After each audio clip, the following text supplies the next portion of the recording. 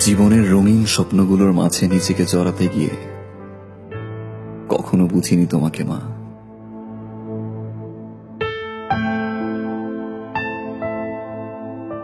অসুস্থ শরীর নিয়ে নিজের কষ্টগুলোকে চাপা দিয়ে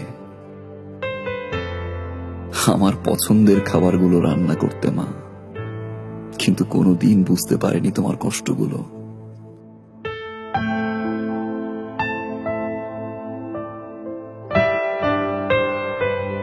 আমি সরি মা। বন্ধুদের সাথে হাজারো কথা বলতে গিয়ে নিজেকে ব্যস্ত রাখতাম, কিন্তু তোমার সাথে কথা বলার সময়টুকু পেতাম না মা।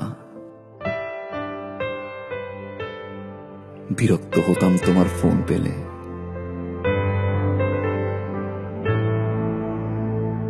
আমি সরি মা।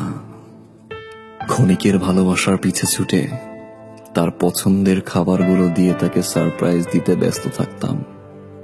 ভুলে যেতাম তুমি কি খাচ্ছ, কার সাথে খাচ্ছ, কিভাবে খাচ্ছ মা। আমি সরি মা।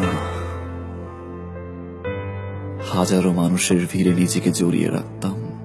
তুমি বাবা বাবা বলে বারবার ডাকতে মা। মানুষ হয়েও পশুর মতো আচরণ করতাম মা। তোমার যত্নগুলো অসহ্য লাগতো।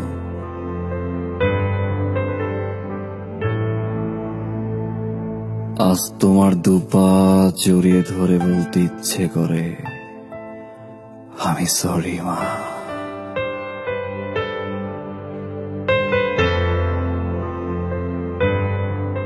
জানো মা, আজ 3 বেলা না খেয়ে থাকলেও কেউ ফোন করে বলে না যে বাবা বাসায় আয় খাবি।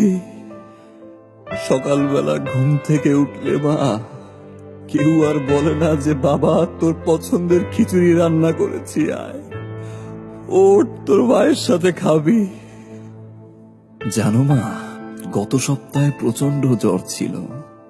তোমার মতো করে মা মাথায় হাত বুলিয়ে দিয়ে কেউ বলে না বাবা তোর মা তো আছে, সব ঠিক হয়ে যাবে।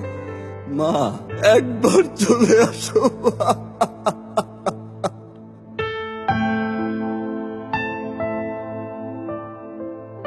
মা